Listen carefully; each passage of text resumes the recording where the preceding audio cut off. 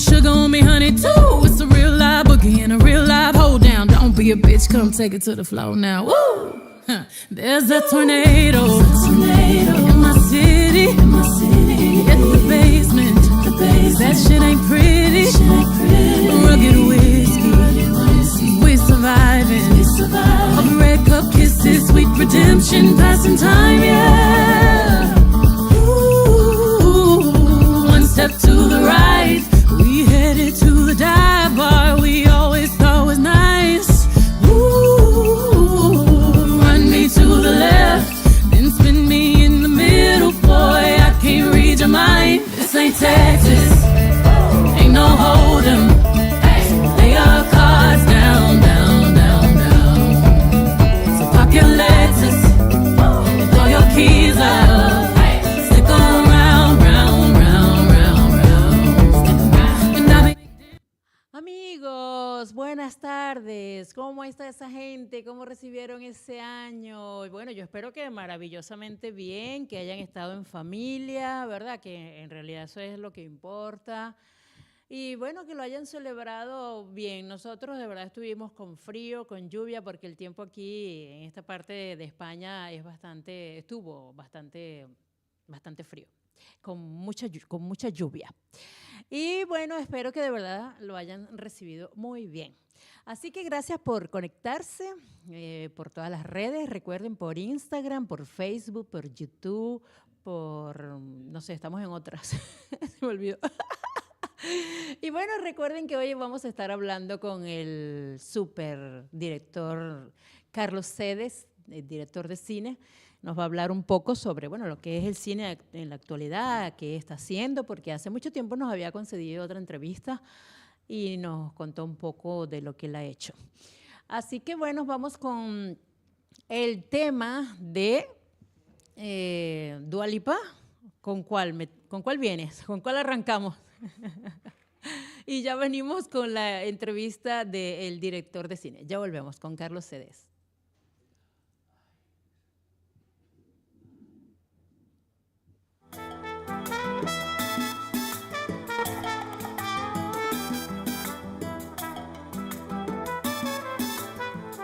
His melodies wash up on your mind just like seashells. To remember that we're all golden as well. Or to stand up following the story that he tells. Reminds me. I've got the rudder, I've got the rudder, I've got the rudder, I've got the rudder.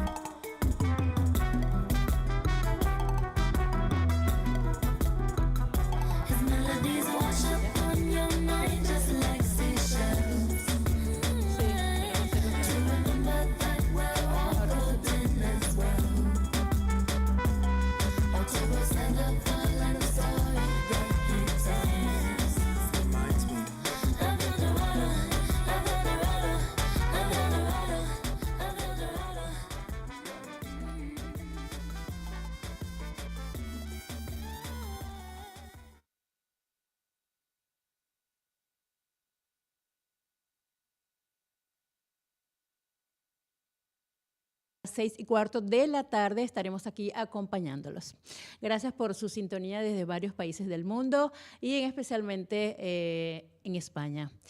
Gracias, Carlos Cedes, por concedernos esta hermosa entrevista, porque tenía mucho tiempo solicitándosela, aunque ya él nos había dado una entrevista hace tiempo. Y bueno, yo, como soy un poco insistente, nuevamente hoy nos las concedió. ¿Cómo estás, Carlos? Feliz año. ¿Me oyes? Yo no lo oigo. ¿Tú sí me Hola. oyes? Sí, te oigo. Ah, ok. ¿Cómo estás? Pues muy bien, la verdad que muy bien. Recién llegado de vacaciones y la verdad que con las pilas cargadas de nuevo. Ah, qué bien. ¿Verdad que sí? Estabas de vacaciones. ¿Cuánto tiempo tardaste en esas vacaciones?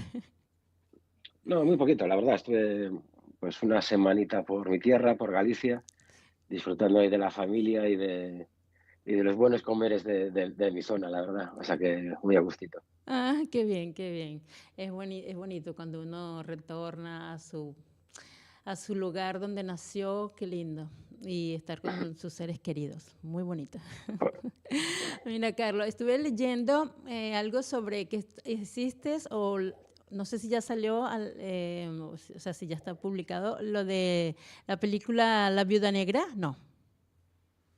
Eh, sí, estuvimos ya rodando la película y ahora estoy en fase de montaje, pero la verdad que es un proyecto que sé que se anunció ya. O sea, que es un proyecto que está anunciado, que se anunció incluso el reparto de la película y demás, pero que tampoco puedo hablar mucho de él porque no está aún terminado. Entonces ahí siempre autoriza en Netflix cuando hacerlo. Ah, ok, ok, sí, porque lo había leído y pensé que era que ya estaba lista. Ah, ok, todavía le falta. Buenísimo. Sí, le falta Eh, todo el proyecto, todo lo que es montaje, postproducción y demás. Sí, sí. wow. ¿Cuánto tarde, Carlos, todo eso que me estás diciendo? O sea, ¿se culmina en cuánto tiempo? ¿Esto es una película o es una serie o una miniserie?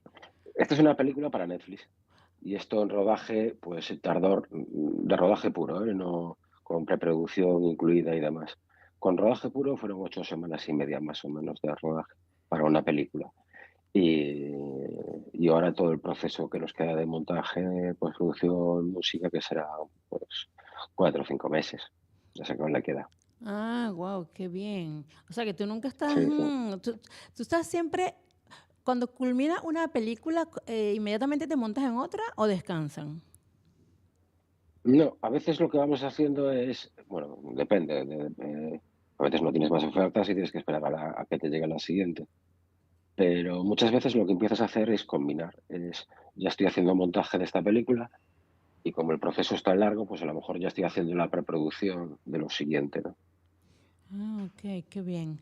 Mm. Y quería saber también que estuve viendo la serie que me llamó mucho la atención, bueno, que has hecho varias, pero esta de que se llama Fariña, ¿fue de la vida real? ¿La de los narcos? Está basada, sí, está basada en un libro que se llama Fariña, es una novela de un periodista que lo que hace es un retrato histórico de lo que fue el narcotráfico en Galicia durante una década, durante 10 años. Y nosotros lo que hicimos fue adaptar esa novela a una serie y convertirla en 10 capítulos, ¿no? Tenía un formato curioso que era que cada capítulo era un año de aquella década. Ah, wow, qué interesante. ¿Cuántos actores había? Porque yo decía, estaba viendo la miniserie allí y yo decía, wow, qué cantidad de gente. Y yo me hacía una pregunta, ¿tú solo diriges a esa gente o hay más gente, o sea, todos esos actores o hay otras personas que dirigen también contigo? Normalmente en series lo habitual es que haya, bueno, hay de todo, ¿eh? Si son series más cortas a lo mejor lo hace solo un director o porque también son autores y lo hace solo un director. Hay diferentes fórmulas. Lo normal, como en el caso de Fariña, es que seamos dos. Entonces, Fariña yo dirigí, si no recuerdo mal, sobre 8 capítulos y había un director que hizo otros dos, Ah, wow, porque era que era bastante, Jorge Torregrosa. Sí. bastante personal. Carlos, para este año ¿qué proyectos tienes para este año que tú sí puedas contarnos? Porque tengo entendido que hay otros que no se pueden contar. Bueno, pues la verdad que esto del audiovisual es un poco raro, ¿no? Porque es como que vivimos en diferentes fases. Quiero decir, lo que estoy montando, eh, por ejemplo, durante este año estoy en el montaje de la película, estoy en preproducción de un nuevo proyecto, pero aparte estoy a la espera de que se estrene una serie para Netflix que se estrenará durante lo largo de este año, que se llama Manual para señoritas, que es una serie sobre eh, las carabinas en 1820. Y, y aún ahora, por ejemplo, también mezclando también con premios de nominaciones a premios porque ahora son época además de premios, ahora están los Feroz, están los premios Iris de la Academia de la Televisión, y que tienen todos que ver con el caso Asunta, que está nominada a pues a varias categorías y a diferentes premios, ¿no? Entonces como que tengo un poco de mezcladillo por ahora, así interesante. Ok, Sí. volviendo al tema de Asunta, que ahora esa me impactó, me encantó Asunta. ¿Cuántos? Está nominada a varios premios, ¿sabes a cuántos? Bueno, ya estuvo nominado pues estuvo me saldrá en los Forqué, estuvo nominada también, como muchas otras, para los Ondas, ahora está nominada para los premios de la Academia de la Televisión, que son los premios Iris, que son el próximo martes. Y ahí tenemos diferentes nominaciones, desde mejor dirección, producción, mejor guión, mejor de diferentes actores. Está Candela, está Tristán, hay muchos actores nominados y la verdad que ahí vamos a ver si se puede recoger alguno o no. Y si no, la verdad que muy contento ya simplemente por el hecho de estar ahí, porque la verdad que este año hay muy buenas series, la verdad. Wow, qué bien. Asunta, de verdad que estuve hablando con una amiga en Estados Unidos y me comentó algo de Asunta.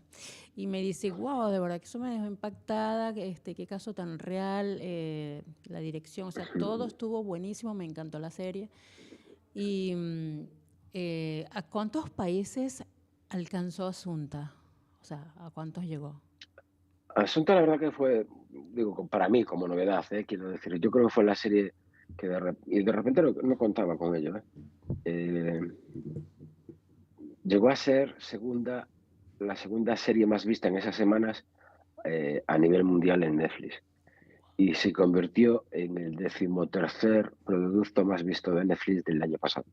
O sea que fueron grandísimos datos y se llegó a ver en lo que se ve en Netflix, que yo creo que son 180 países, una cosa por el estilo. Wow, impresionante. De verdad que te felicito, de verdad, buenísimo. Según tú, ¿cuál ha sido tu mejor producción? Según así la que tú digas, bueno, esta me gusta más. No sé, es que bueno, hay de todas. Seguramente es muy curioso. Los dos productos, digo, a nivel internacional o nacional que he hecho, que es tanto Fariña como el caso Asunta, seguramente sean los más maduros, los más destacables a nivel de premios. Y después tengo otros muchos trabajos que estoy encantado con ellos, como pues, desde Las chicas del cable, Gran Hotel, Velvet, porque la verdad que han sido series que nos han dado muchísimo reconocimiento de público sobre todo, y la verdad que en su época fueron un bombazo, ¿no? Qué bien. La que se llama Tierra de Mujeres está en Netflix, Sí, está en donde la gente la puede ver, porque no, también me pareció buena. sí, Tierra de Mujeres es una serie que hicimos hace, que pues empezó a emitir yo creo que el año pasado, y está en Apple Ah, Plus. en Apple. Ah, ok.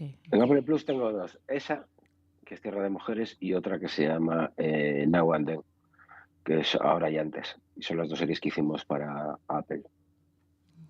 Sí, has hecho muchísimas. Volviendo a lo de Tierra de Mujeres, que allí estabas dirigiendo a Eva Longoria. ¿Qué se siente Mm. para ti trabajar con una mujer tan reconocida, Carlos? O sea, porque de verdad que ella, quien no la conozca, bueno, es increíble. Tiene que ser que no ve televisión y no ve cine. Sí, bueno, yo la verdad que una experiencia más, quiero decir.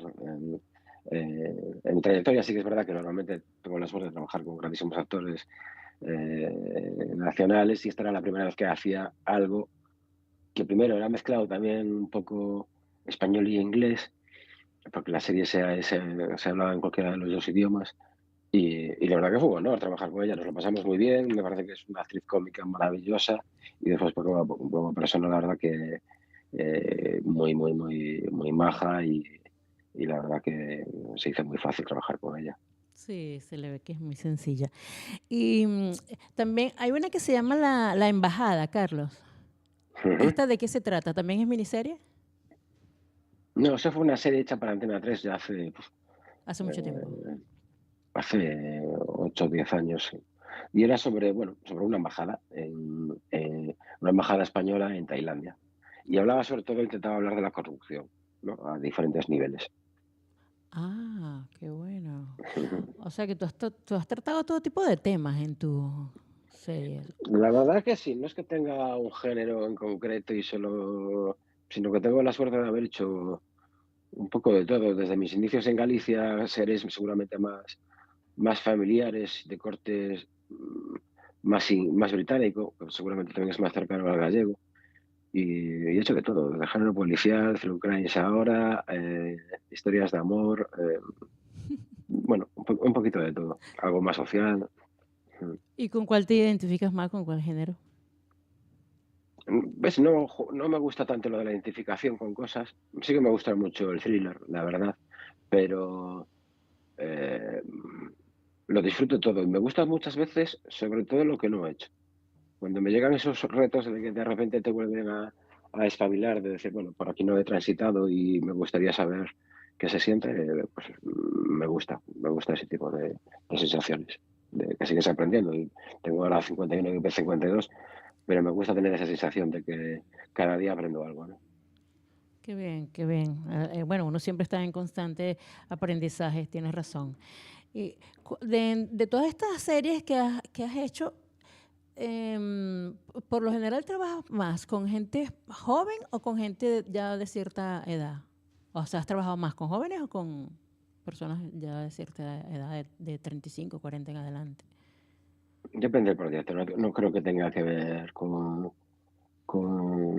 momentos. Quiero decir, creo que tiene que ver más con el proyecto en concreto. Últimamente, si pienso en la Asunta y en esto que vamos a hacer, pues la verdad que trabajo más con gente más madura.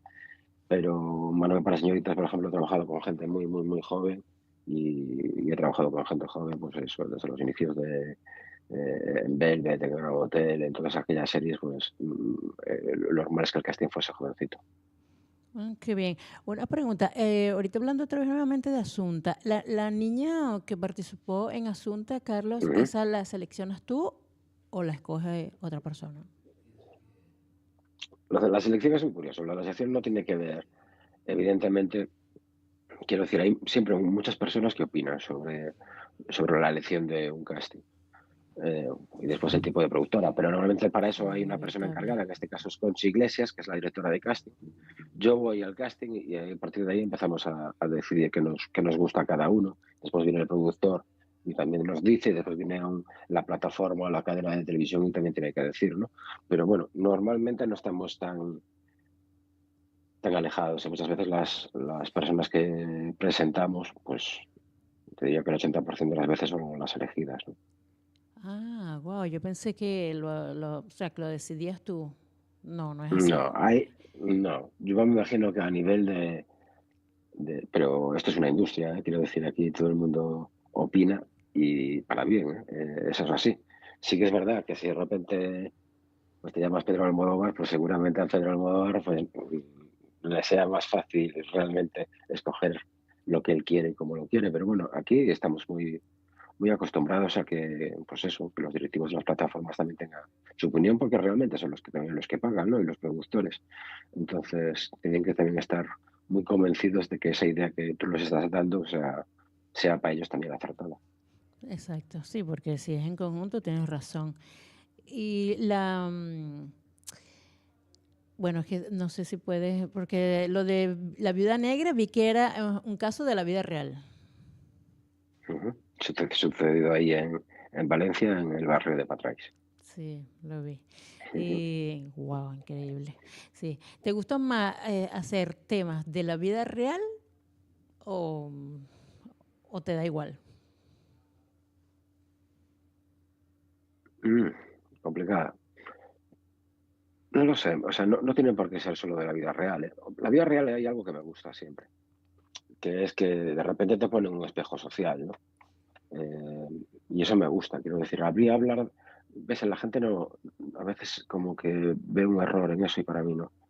Eh, y de hecho a veces se juzga demasiado, por ejemplo, ahora está muy de boga todo el tema de los true crimes y si se deben de hacer, si no y demás. Y a mí, yo creo que sí que se deben de hacer y hablar de nuestros propios errores como sociedad, o bien sea como particulares, o bien sea como sociedad, creo que está bien.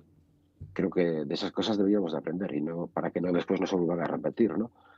En el caso de Fariña a mí me gustaba mucho hablar. Y mira que me considero gallego más que nadie y me gustaba mucho hablar de nuestros errores. Quiero decir, cómo se equivocaron, cómo dejamos pasar todos y cómo nos hacían gracia los contrabandistas. Y de ahí se pasaron rápidamente al narcotráfico y las consecuencias que tuvo aquello. Pues yo creo que cuando te vas a la vida real es para aprender.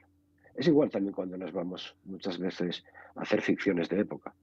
A veces las ficciones de época tienen mucho de eso, tienen mucho de... Nos vamos atrás para darnos cuenta que las cosas no han cambiado tanto en lo social. Imagínate, irte a la época para hablar del machismo y ver que hoy en día lo sigue habiendo, pues me parece que, que te abre los ojos. Es decir, hostia, que poco avanzamos como sociedad, ¿no? A veces, o virtudes, o que mucho lo hacemos en muchas otras cosas, ¿no? Pero a mí me gusta siempre el reflejo de lo real. Y después que yo creo que tienen, más allá únicamente de un crimen, como puede ser el caso de Asunta, yo creo que Asunta habla de muchas cosas, quiero decir, importantes y de hoy en día. Mira, para mí es muy importante hablar hoy en día de la salud mental. Cierto. Y no hablo defendiendo a Rosario, ni mucho menos, Claro. pero sí creo que se debería hablar mucho más de la salud mental y parece a veces que es un tabú. Pues no, pues ¿por qué no hablar más de eso? ¿O por qué no hablar de lo que le puede suceder a una niña cuando un matrimonio no sabe arreglar sus cosas y lo que le supone a una niña eso, ¿no? Aunque no fuese la muerte. Quiero decir, es el tránsito de una separación y que es dolorosa para una niña. Pues creo que de ese tipo de cosas se debe de hablar porque creo que también debemos aprender, ¿no? de ellas, ¿no? Wow, fundamental. Es muy cierto eso que acabas de decir. Hay temas que son como tabú cuando deberían de ser, y más en esta época, ¿no? Deberían de ser lo que está más en la palestra, lo que debería de tratarse realmente, ¿no? Temas Sí. que nos hacen falta más sensibilidad, más conciencia sobre todo. Y después porque está muy... Yo había leído hace mucho tiempo, por ejemplo, con el tema de la gripe, mira qué ejemplo. No sé si era en 2030 o en 2027, una cosa por el estilo. Había leído una vez un artículo que decía que la depresión, por ejemplo, superaría la gripe en esos años. Y creo que se habla poco de la salud mental muchas veces de la gente. Y a veces cuando lo hacemos, por ejemplo, en Asunta, a veces parece como que nos achacaban como que queríamos justificar. No, pero sí que me parece interesante también llegar a entender que las personas, por ejemplo, no están bien.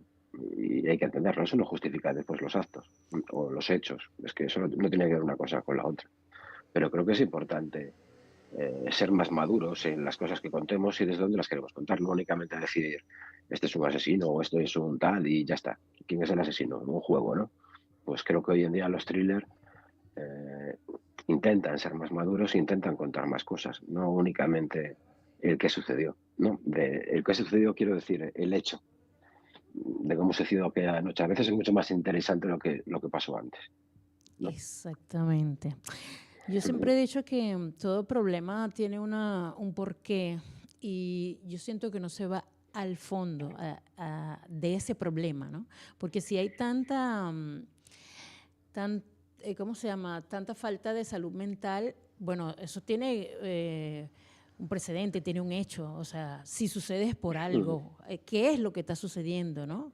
Y yo digo que, No sé, bueno, me parecía muy interesante, por ejemplo, en Asunta, eh, que la justicia sí que necesita un porqué, ¿no? El por qué sucedió y es verdad, seguramente, pues si cada uno de nosotros nos vamos a nuestras infancias y encontramos cosas, pues por qué somos así como somos hoy en día, tiene que ver con eso. Pero me asunto había un viaje que un día leí una frase, no recuerdo de quién, que venía a decir algo así como que es imposible comprender la locura. Y me gustó mucho cuando lo leí, porque a veces también es de, no intentemos comprender cosas que no tienen sentido. Y a veces la locura, el estado de la locura, quiero decir, no tiene por qué venir de una comprensión, es simplemente de un estado momentáneo. Entonces es más raro, es más ilógico, no va a haber un porqué. Eso es lo que intento trasladar. A lo mejor hay un porqué porque está en ese estado, pero no por lo que ha hecho, ¿no? Y como estas te suelto 100, pero sí que me parecen reflexiones interesantes, ¿no? Sobre los thrillers. Es correctísimo. La otra vez estuve entrevistando a una actriz que se llama Charo Reina y ella sí me pareció bastante consciente lo que dijo, que había sufrido de depresión y que había que hablar más sobre la salud mental. Y yo digo, es cierto, es algo que se ve o sea, pero es que no le consigo el sentido. O sea, ¿por qué no hablar de algo que es tan natural que aparte nos sucede a diario? Porque tú no eres feliz siempre, yo no soy feliz siempre, nadie es feliz siempre, todo el mundo le puede dar una depresión, o sea, cualquiera puede estar triste. Entonces lo vemos como un pecado, como que vergüenza. No, ¿por qué? Yo a veces tengo días que quiero llorar todo el día y no le quiero ver la cara a nadie. O sea, y no entiendo por qué la gente lo ve tan dramático, o sea, de verdad que Sí, y después me impactó mucho cuando estuvimos trabajando con la Guardia Civil, que participó, por ejemplo, en el caso. Estábamos comiendo una comida informal para, bueno, pues nos contasen ellos cómo habían trabajado en el caso y demás. Pero hubo un instante que, por ejemplo, uno de ellos me dijo que cualquiera de los que estábamos a la mesa podríamos matar. Y es así. ¿Cómo no te escuché? Que no, que cualquiera de los que estábamos sentados en aquella mesa podríamos matar. Wow. Y eso no tiene que ver tampoco con ser buena persona o no. Puede ser accidental, puede ser un impulso, puede ser 800 cosas. Cierto. El hecho de hacerlo, y eso no nos convierte, o sea, el hecho de matar evidentemente sí que nos convierte en que ese hecho está fatal, pero no es que seamos todo el rato malos ni todo el rato buenos. Y es como que están acostumbrados a convivir con esa realidad. Y eso también me gustó mucho cuando lo transmitía. De hecho, había una policía que, por ejemplo, de Rosario Porto, decía, quitando el hecho de lo que sabía de lo que había sucedido y que ella creía que evidentemente que era culpable, me dijo, yo podría ser amiga de ella. A mí me cayó bien. Wow. No la vi como una mala persona. Vi una persona seguramente inestable o lo que fuese, pero me pareció interesante todas esas reflexiones de... Antiguamente los thrillers se hacían el bueno, el malo y el tal. Y creo que hoy en día hay muchos más matices y hay más humanidad. Hablaba antes de la psicología, porque sí que es verdad que me trae, pero también me atrae mucho la filosofía, el comportamiento humano, por qué nos comportamos y hacemos las cosas que hacemos, porque incluso lo repetimos generación tras generación y cometemos los mismos errores, ¿no? No sé, hay cosas ahí que yo creo que cogen otro trasfondo cuando cuentas y narras historias. Eso es muy cierto y nadie está libre de cometer nada, somos impredecibles. Y hablando de esos temas, me vino a la mente, en la memoria, el chico que ahorita en Estados Unidos está de moda, Mangione, Luigi Mangione, que mató a un hombre que tenía una aseguradora muy famosa en Estados Unidos y el caso es muy famoso ahorita y la gente lo está viendo como un héroe, ¿no? Y claro, es lo que yo digo, o sea, no es justificarlo porque en realidad es un crimen igual, ¿no? Pero llega un momento en que, sobre todo los jóvenes, que yo siento que ellos como que no sienten que hay justicia, ¿no? Entonces, por lo que más o menos leí del caso, el chico se sintió como que la aseguradora no, como que mucha gente se moría y ellos no hacían nada, no te reconocían el dinero, o sea, como que le echaba la culpa a esa gente de muchas muertes, ¿no? Y que como que él se sentía impotente de lo que estaba pasando y como que ellos nunca nadie los toca. Y bueno, desgraciadamente cometió ese crimen y fue y lo mató. Entonces yo digo, es triste porque es un chico graduado en la universidad, súper preparado, todo el mundo lo veía una persona bien centrada y por eso te digo, o sea, como que nadie está exento de cometer en cierto determinado un crimen, algo, porque como que se obstina la gente, yo no sé, y bueno, el chico hizo eso A lamentable. veces, ves, estoy hablando con una reflexión que creo que a veces confundimos cosas. Y eso tiene que ver con la educación. Y tiene que ver con muchas cosas, ¿eh? Pero, ¿ves? Eso de que la gente está preparada porque tiene estudios, no creo en ella. Yo tampoco, no tiene nada que ver con que sea criminal. No, O no lo que tanto sí que creo. criminal, sino que no, o sea, no puedes evitar que se suceda algo No, no, aunque no, estés muy bueno, preparada. los criminales yo creo que con las épocas han salido. Lo que pasa es que yo creo que sí que es verdad que hay generaciones de gente que viene que realmente, primero, no tiene vivencias, no sabe solucionar los problemas, porque si no, no mataría. O sea, no sabe tener unas herramientas adecuadas. Y es verdad, quiero decir, la sociedad, claro, yo en mi época bajaba al barrio, jugabas, tenías experiencias, conocías a mucha gente y la propia adolescencia e infancia tú aprendías a hacer cosas. Ahora hay gente que me parece que está muy sola, por desgracia, que se encierran con sus ordenadores. Y hablo también de mi hijo, quiero decir que mi hijo es también de esta nueva sociedad, por decirlo así. Pero me parece que después, cuando llegan a la vida real, eh, arreglan las cosas de maneras muy raras, porque no tienen capacidad de arreglarlas. Y eso es lo que sí que tendría que revisar la educación, y no lo de la educación de las carreras, ¿no? Hay mucha educación que también es en casa, hay mucha educación que es personal, quiero decir que al final es que necesitas tener vivencia, necesitas tener problemas, no que te arreglen todos los papás y para que después cuando llegues a la vida real, pues si te pasa algo malo, que sepas que hay que ir muy juzgado, que no hay que coger una pistola y arreglarlo porque sí o porque está en un estado o incluso verse a sí mismo. Quiero decir, si sabes que no estás bien, pues sabes a dónde tienes que ir. Quiero decir, tiene que ir por otros sitios. Pero sí que me llama la atención eso, que muchas veces, no sé por qué, hay algo elitista, que pasaba en Asunta, ¿eh? Si fuese una persona de barrio, sin estudios y tal, parece como que fuese normal el comportamiento. Y dices, no, no es cierto.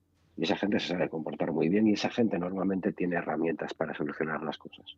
O no, y ya se buscará otras herramientas. Pero me da la sensación que a veces hablamos de los estudios como que eso te da carta de decir, tengo un título y tengo vida. Pues no, señores. Y mira, y cada vez salen más gente con estudios, tipo Rosario, o, o el marido, uno periodista y la otra abogado, y hicieron eso con una niña, quiero decir. Pues yo creo que tampoco tiene mucho sentido. Los estudios no te dan eh, Sí, no te una definen, preparación, obvio, claro, no, es como correcto. persona. Por eso yo creo que es muy importante en casa que veas primero amor, después de incluso eso, que si te toca separar, pues que sea de la manera más amigable posible y que el niño pueda ver que eso es así. Pues creo que Asunto debería de hablar también de ese tipo de cosas, ¿sabes? Y no decir que porque son clase alta y tienen estudios, pues eso no, no son mejor la clase alta que la clase media ni que la clase baja, no, no. La educación, y cuando hablamos de educación de verdad, hablo de valores. Y los valores se ejercen en muchos sitios, no únicamente en una universidad.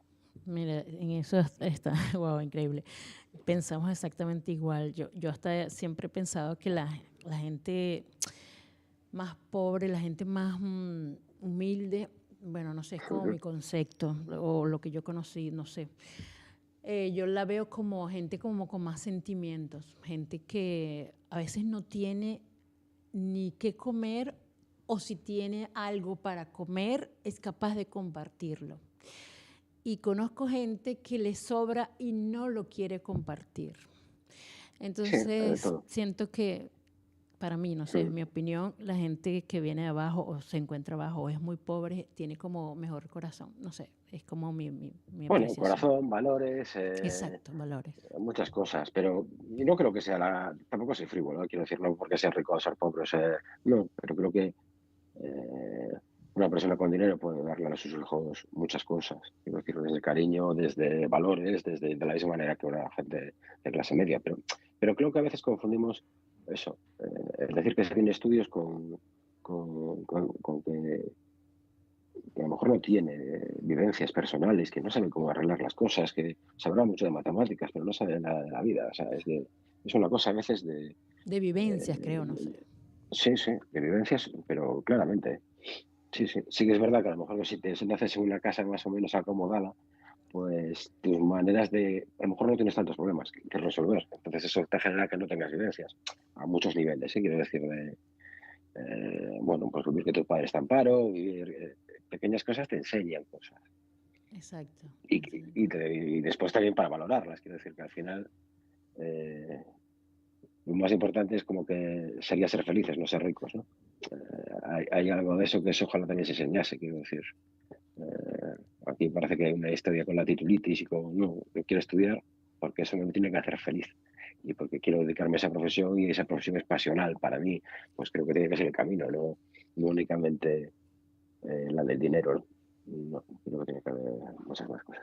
Eso es correcto. Además, yo siempre he pensado que el dinero no hace feliz a nadie. Si tú no eres feliz, te puedes ganar hasta la lotería, que va a seguir haciendo infeliz. Yo pienso Sí, sí. que a la gente, además que hay gente que tienen muy pocas cosas y son tan felices. O sea, yo recuerdo, leí hace muchos años algo que decía, pobre niño, exacto, pobre niño rico, porque lo que tiene son juguetes. Y yo decía, wow, es muy cierto. Yo veo que hay mucha gente que le da a sus niños todo, juguetes, todo lo material, pero no le da afecto, no le da amor, no le da dedicación, no le demuestra que ama a su hijo realmente. Y me imagino que por eso lo sacaron, pobre niño rico, porque solo tienen cosas materiales, cuando en realidad lo que te hace feliz realmente es el amor, el estar en familia, en que tú te sientas en una familia aceptado, querido, ¿no? Porque no haces nada con el dinero y tienes una familia disfuncional, que nadie se soporta, que no te quieren, que no te hacen feliz. Entonces, de verdad que yo siempre le digo eso a la gente, no es el dinero lo que te hace feliz realmente. No, creo que tiene que haber más cosas. Sí que es verdad que también es cierto que la evolución social,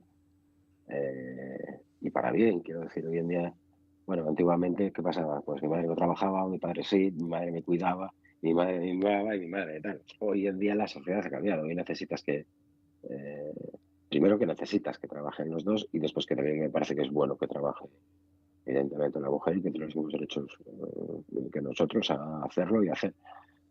Pero claro, las infancias también han cambiado.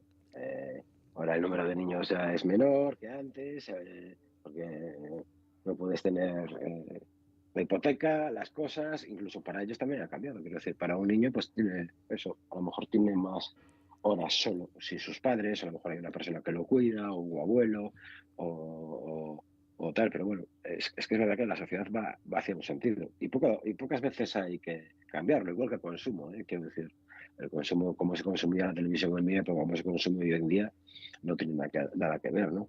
Los consumos cuando yo era niño eran casi familiares, ¿no? Toda la familia se reunía para a ver la televisión y demás, y hoy en día cada vez son más individuales, ¿no? Yo puedo estar viendo algo, mi hijo puede estar viendo otra cosa en otro sitio y lo que sea. Quiero decir que ha cambiado todo mucho y estos cambios realmente vienen para quedarse. Quiero decir, esto es nuestra evolución también. Es cierto. Y retomando el tema de, porque yo siempre me preocupo, yo no sé, yo no estoy a favor de cuando, por ejemplo, hay muchas miniseries, yo creo que es como un exceso de gente produciendo, sobre todo en Latinoamérica, veo que hacen muchas producciones de narcotráfico y llegan a poner, yo no sé, ¿no? O es como yo lo percibo, ¿no? Que llegan a poner a los grandes capos de la droga como unos héroes, o sea, como que los destacan mucho. Y yo a veces digo, bueno, esto será un buen ejemplo para la juventud. Que me pongo en el caso de los jóvenes y como que se hiciera apología del delito, como que ellos, como que qué chévere tener dinero y no importa cómo te lo ganes. Entonces yo digo, no sé, me parece que no debería de haber tantas producciones de este tipo. No sé qué piensas tú. Yo no sé quién, no me gusta nada la censura, me gusta que hagan lo que quieran. Sí que es verdad que tenemos que tener nosotros mismos una responsabilidad y no caer en el morbo de las situaciones, eh, pero al final lo importante es que quieres contar cuando las haces. ¿no? Cuando los expones, quiero decir, mira, nosotros empatizábamos con ellos, sobre todo con la parte del contrabando de tabaco, porque así empezó en Galicia y después de ahí pasaron a la cocaína. Incluso la sociedad cambió, de ser héroes pasaron a ser villanos, quiero decir, porque eso acarreó que mucha gente falleciese en Galicia, por el tema de la heroína, sobre todo en aquellos años, que fue terrible. Eh, pero yo creo que cuando se hacen las cosas respetuosamente, creo que está bien. Y también para entender los países, quiero decir, al final, tú porque eres latina, digo, buscarás los ejemplos de tu país y las razones de por qué se llega a la cocaína o a la droga que sea. Yo tengo muy claro que en Galicia llegó por una crisis pesquera. Y hubo una gran crisis pesquera y de repente la gente no tenía trabajo y empezó a meterse, a intentar ganarse el pan porque no podía ganárselo de otra manera. Y con eso no estoy justificando nada. Simplemente estoy intentando comprender por qué llegaron ahí. Y cuando llegaron ahí y vio que había tanto dinero, nadie se quiso bajar.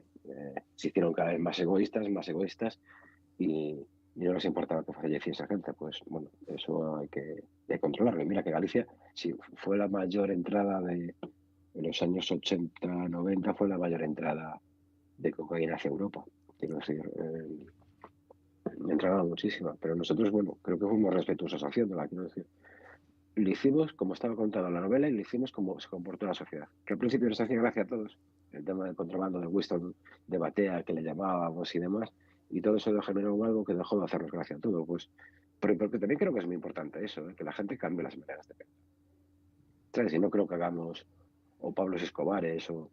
Yo creo que está bien verlos, quiero decir, ver qué fue aquello y por qué la gente llegó a esos extremos, ¿no? Lo que pasa es que también a veces me da pena a veces que no se entienda cosas. Quiero decir, para un español es muy difícil entender cómo vais armados en Latinoamérica y con qué facilidad vais armados, Tal ¿no? cual. Porque es muy complicado de entender para un español. Aquí no se permite las armas. De hecho, aquí los contrabandistas, o después los narcotraficantes, aquí no había muertos, como había en Colombia o en otros países. Eso empezó muchísimo más tarde y son casos contados. Pero yo creo que ves que hasta esas cosas que tú dices que parecen, que te pueden parecer banales, a mí me pasa, quiero decir, que los gallegos muchas veces dicen, joder, otra de gallegos y cocaína, otra de gallegos y tal. Pero creo que está bien, que sigamos hablando de eso para que no siga pasando. Y creo que eso es el camino, porque yo creo que en Colombia sigue pasando. En Galicia, en menor escala seguramente, o de diferentes maneras, sigue pasando. Es que no aprendemos, que ese es el problema, por eso se siguen haciendo. Tal cual, por eso no se siguen haciendo. Claro, es así. Y bueno, es muy lamentable. Lo que no era el camino era no contemos esto, que es lo que pasaba antes, o no hablemos de esto. Antes había un problema y eran como las familias, que esto no se sepa, que esto tal, pues no. Eso yo creo que hay que hablar de las cosas, quiero decir, y que estén en pantalla y que se vean y que estemos hablando, me da lo mismo que sea Pablo Escobar, que sea uno de los nuevos o qué tal, y que las cosas van cambiando, sí, pero sigue existiendo, o no sigue existiendo, pues sigue existiendo, pues mientras que sigue existiendo yo sigo haciendo, es que es así. Es correcto. Y callarlo es peor. Mucho peor, porque crea esta cosa de la doble moral que no va a ningún sitio, ¿no? Y es terrorífico, quiero decir. A mí, que todo el mundo sepa y que nadie hable, mala señal. Mala Y de señal. hecho, en Galicia sucedió y fue cuando vino el ostión fuerte, pero ya es que estaban aquí todos mega instalados. Pero hasta la DEA llamando a Galicia para ver qué pasaba allí, que quién era aquel peruano que estaba instalado en Coruña y quién era... No puede ser. Y sobre todo porque costó vidas. Quiero decir, esto no era... Porque a veces ves la gente, por ejemplo, con el tema de la cocaína, es verdad que dice como que la cocaína en sí no mata. Y esto lo razono bien, quiero decir, no es la heroína. Pero sí que es verdad que se juntó la heroína, que sí que mataba, y gente que empezaba en cocaína que después derivó en heroína.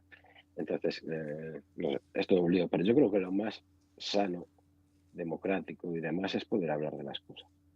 aunque sean excesivas, aunque sean a veces entre risas, porque la comedia también es una parte de crítica, que eso también hay mucha gente que no acaba de entenderlo. Que yo puedo estarme riendo y haciendo una crítica social muy chula. De hecho, me encantaba, por ejemplo, que era Siete Vidas o Aida. Hacía un retrato de lo que era una ciudad madrileña y de diferentes estereotipos, incluso algunos muy fachas, pero se reían del facha para hacer una crítica social sobre el facha, ¿no? Quiero decir que hasta en comedia o hasta en cosas frívolas, Scorsese, como el lobo de Wall Street, por ejemplo, me parece que intenta, pero ves, él intenta relatar así, él intenta relatar una década de excesos, de cómo funcionaba la bolsa, lo rápido que conseguían cosas, cómo engañaban a todo el mundo y cómo vivían ellos, pero él lo cuenta de una manera muy excéntrica, pero está haciendo una crítica, ¿eh? Exactamente. No está creando héroes. Entonces, a veces me parece que también la gente que ve las cosas, pues bueno, tiene ganas de buscar problemas, pero que creo que no ve las cosas como debería. Y la comedia es un buen ejemplo también, pero ya desde Shakespeare, quiero decir, para hacer crítica. No lo estamos inventando ahora. Siempre han existido los true crime. No es una cosa que ahora se diga que se están haciendo. Es que aquí ya se hacían historias del crimen en los años 80 y 90 y siempre se han hecho. Entonces, y creo que es sano hacerlos. Eso es correcto. Tú te negarías, por ejemplo, si te entregan, o sea, tú eres un director que pudieras tratar cualquier tema o hay algún tema que tú dirías, no, bueno, yo no hago esto porque no me gusta hablar de estos temas o A tú, mí más que no, mira, o sea, primero que me gustaría sentirme más o menos capacitado para poder afrontarlo, o saber de qué están hablando, ¿no? Eh, Eso es uno. Y otra, a mí la más importante es que no sea morboso. O sea, yo no busco el escándalo, yo no busco ser morboso con el tema. Busco intentar contar cosas. Entonces, desde ahí es mi moralidad o mis valores lo que marcan cuando leo el guión. Si realmente pues, se quiere vender pescado y ser muy morboso, a mí no me interesa. Y si se quiere hacer de una manera más seria, pues seguramente sí que me interesa. exacto, no, porque sí, yo conozco igual actores también que, no, bueno, no me gusta este papel o no me gusta hacer, no sé, X personaje. Y hay actores, y bueno, hay directores que también, bueno, no, yo no trato esos temas o eso no me gusta o no sé. Bueno, pero es todo muy respetable. Cada Exacto. uno tiene su derecho de, de decidir, ¿no? Qué te interesa hacer y qué no. Y tú con tu libertad haces lo que te atrae, lo que crees que puedes aprender, lo que crees que no vas a aprender, tomar tus decisiones. Muchas veces también es verdad que al final también hay algo de realidad que también necesitamos cubrir todos, quiero decir, actores, directores, todo el mundo, escritores y demás. Pero no me he encontrado nunca en estos años con algo que diga, hostia, esto no lo quiero hacer porque veo que es feo, no me gusta cómo se trata el tema, me parece frívolo o algo por el estilo. La verdad que no he tenido nunca esa sensación. Menos mal. Bueno, ya antes de irnos, quería hacerte dos preguntas. Una, si tuvieras una Sí. varita mágica, ¿qué harías con ella? ¿Qué deseo cumplirías? Mm, complicado. Pero sobre todo seguramente tenga que ver con lo que decía antes. Yo soy muy primario, ¿eh? Pero pues, yo buscaría la felicidad con la varita. Si me la da, estupendo. La felicidad a muchos niveles, ¿eh? No es, no, yo más para los míos, quiero decir, para mi hijo, para, no sé, tendría que ir por la búsqueda de eso. Ah, está bonito. Y si tuvieras que cambiar algo del mundo, ¿qué cambiarías, Carlos? Mm.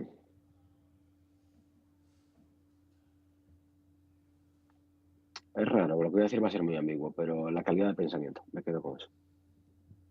O sea, Está ojalá la gente pensase mejor, o fuese más reflexiva, o incluso emocionalmente eh, más sensible, ¿no? Hacia qué cosas, ¿no? Mira, y con todo esto eh, hay que hablar de Valencia, quiero decir, que estas cosas que nos pasen a todos, que nos valgan para aprender cosas, ¿no? para y no reflexionar.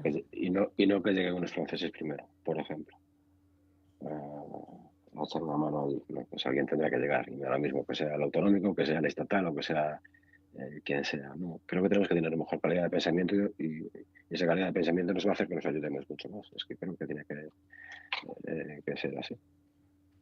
Es correcto, te mereces un aplauso. Tienes sentimientos muy lindos, es difícil, bueno, yo creo que no es difícil conseguir gente con buen corazón. Yo creo que hay mucha gente con buen corazón, pero que hoy en día nos cuesta más demostrarlo, ¿no? Pero que sí hay mucha gente de buen corazón, pero que poca gente lo Pero yo no lo llevo, demuestra. pero yo no lo llevo al mal corazón, ¿eh? ¿Ves esto que digo de calidad de pensamiento, cosas por el estilo? Creo que la reflexión, y yo no soy un espabilado, ¿eh? Del mundo, ni trato a la gente con inferioridad, ni mucho menos. Pero sí que me gustaría que la gente pensase mejor, que leyese más filosofía en el buen sentido, ¿eh? Es como que te va a enseñar a buscar soluciones diferentes, pero, ¿ves? Sí que a lo mejor como que todas nacen del amor. Quiero decir, no de esta cosa política que se va a muchos niveles de tú más y el otro no sé qué. No, no. Señores, ¿cómo arreglamos esto? Pues ¿cómo arreglamos esto? Es buscar una solución a las cosas, no estar buscando siempre el conflicto, o si eres amarillo, rojo, de colores, o de que no me importa, quiero decir, no, es eso, tener mejor calidad de pensamiento. Y me gusta ese concepto de que tenemos que pensar mejor. Pero bueno, no sé, yo creo que cuando tú conectas tu pensamiento y esos buenos pensamientos o que están automáticamente conectados, yo creo que de un buen pensamiento viene un buen corazón o de un buen corazón viene un buen pensamiento. No creo que estén Ujú. separados. Yo no me imagino a alguien con buenos pensamientos y mal corazón o mal corazón y buenos pensamientos. Bueno, yo pienso así, no sé. Mira, yo lo que quiero pensar es que no hay nadie con mal corazón. Lo que pasa es que a veces se confunden y piensan mal. ¿Ves? Me parece que es diferente. No sé, yo no creo que haya gente mala, por el mundo, ni que haya gente tal, ¿no? Lo que pasa es que a veces se obcecan en que arre, esto es así. Pues no, vale, pensarlo mejor. Y aprender es positivo, ¿eh? No es negativo. Y amar es positivo. Y si te concentras siempre en un camino bueno, que no sea competitivo, que no sea... eh, es que ahí está la diferencia. Por eso me hablaba antes de la educación y de la importancia de ella, a muchos niveles. Pues creo que Yo creo que para eso siempre hay que llegar a acuerdos, nunca ponerte siempre en el lugar como se ponen los políticos, no, yo lo hago mejor, tú no, como que no se escucharan, ¿no? Y la idea es que, sí, no. que es el bienestar de todos, al final. Sí, sí. Sí, pero me gustaría que sucediese, quiero decir, y pongo el ejemplo de Valencia, digo, porque sé que sois vosotros de Valencia y demás, pero me encantaría ver que no haya alguien, es que alguien me tiene que pedir la ayuda, es que hay alguien vamos a ver, ¿esos son buenos pensamientos o son malos pensamientos? No son, No, son malos, son exactamente, malos. no Y me da lo son, mismo que sea de izquierdas o de derechas, ¿eh? Quiero decir, tiene que haber pensamientos siempre positivos, de decir, ¿qué está pasando? ¿Necesitáis ayuda? Nosotros lo mismo, pues pensábamos que no iba a venir lo que vino, yo qué sé, pero pues, de hecho hay alcaldesas ahí que me parecen eh, que han pensado muy bien, ¿cierto? y antes en su gente que en ellos, y que han ejercitado el de pensamiento que han estado a la altura. Pues esa gente hay que premiarla, porque piensa bien. Eso es lo que me parece importante. Y todos estos que dicen tú más, tú más, tú más, no estamos hablando de vidas humanas, estamos hablando de que la gente pasó por experiencias horribles y que no puede ser. Es que no puede ser, quiero decir, que tenemos que tener gente con una gran capacidad de pensamiento para gobernarnos, para ayudarnos, que para eso estamos. Exacto. No para... Y como eso, mi profesión, la vuestra y la de todo el mundo, creo que es muy importante. Y yo creo que la solución para pensar bien es pensar colectivamente. Cuando tú comienzas a pensar en el otro es cuando realmente la sociedad como que se rescata, como que vuelve a ser la sociedad. Yo no puedo pensar en mí nada más. O sea, si le cayó la casa a una persona o a todos los que le sucedió lo que sucedió, bueno, pero la mía está bien, a mí no me importa si la de los demás está bien. Y por eso es Ya, que la sociedad está como está, porque no me pongo en el lugar del otro. sí, creo que era eso. Bueno, Bueno, gracias, muchísimas gracias por la entrevista. Siempre tú tan amable. nada, Y bueno, estamos en contacto. Un besito y muy amable por la entrevista. Muchas gracias. gracias a vosotros. Un beso. Chao. Chao. Bueno, amigos, allí tenían a Carlos Cedes, director de cine. Esperemos les haya gustado la entrevista y vamos con un tema y ya volvemos.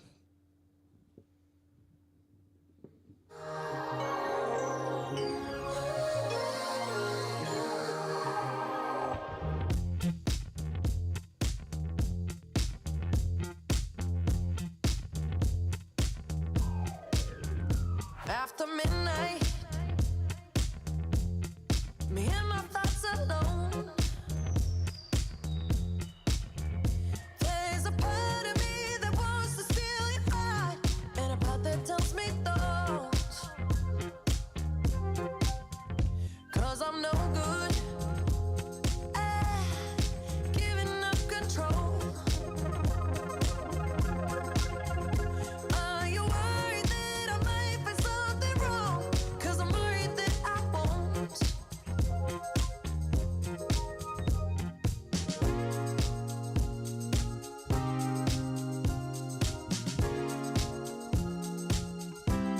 But if control is my religion, then I'm heading for collision. Lost my 20/20 vision.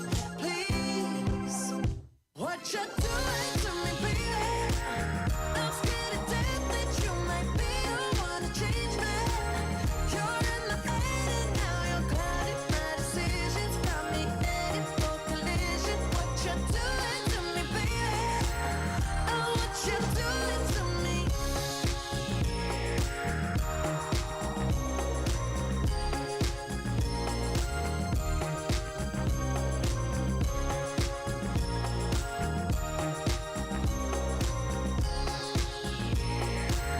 Oh, what you doing in the future?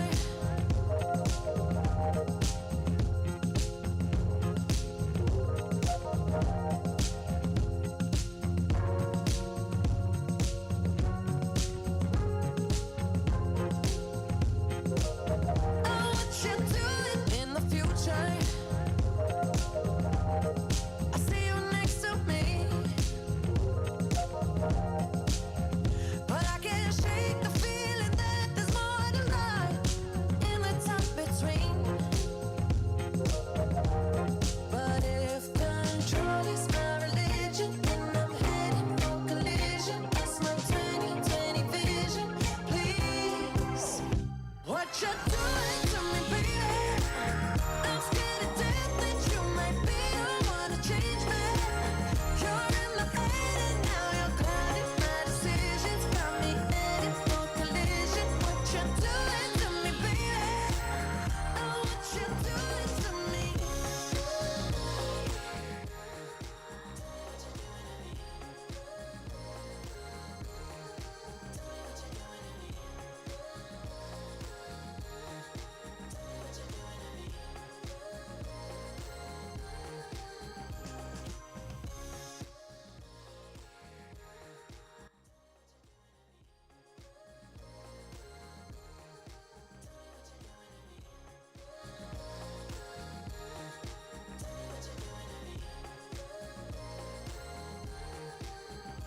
If control is my religion, then I'm heading for collision. Lost my 20/20 vision.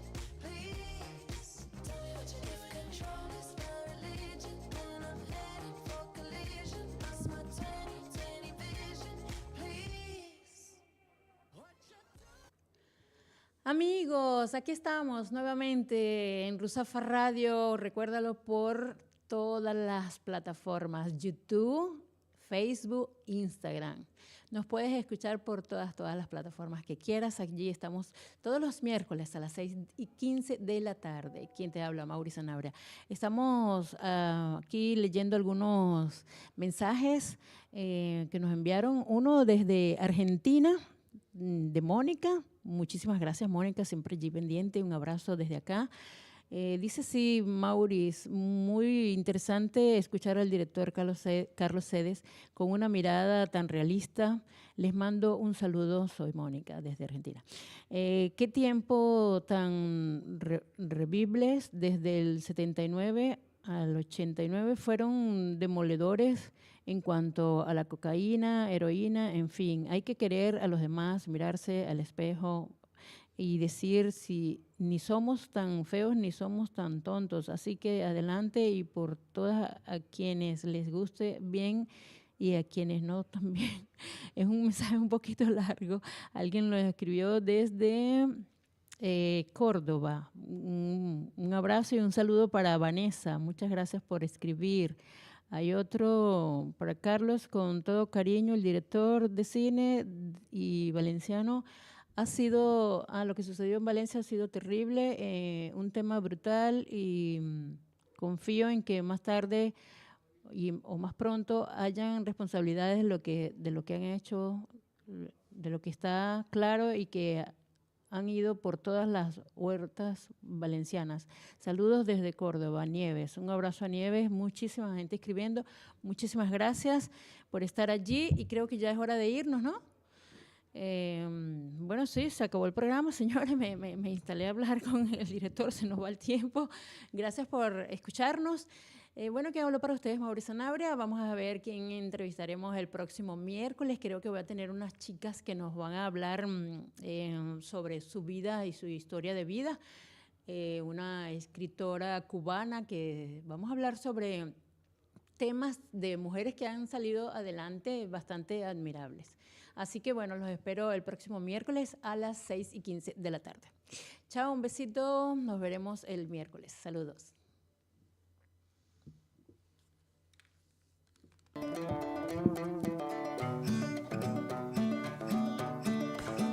This ain't Texas, ain't no hold'em. So lay your cards down, down, down, down. So park your Lexus and throw your keys up. Stick around, round, round, round, round. Stick around. And I'll be damned if I can't slow dance with you. Come pour some sugar on me, honey, too. It's a real live boogie and a real live hold down. Don't be a bitch, come take it to the floor now. Woo! There's a tornado in my city. At the basement. That shit ain't pretty. Rugged whiskey. We surviving. All the red cup kisses, sweet redemption, passing time, yeah. Ooh, one step to the right, we headed to the dive bar we always thought was nice. To the left and spin me in the middle, boy, I can't read your mind. This ain't Texas, ain't no hold'em.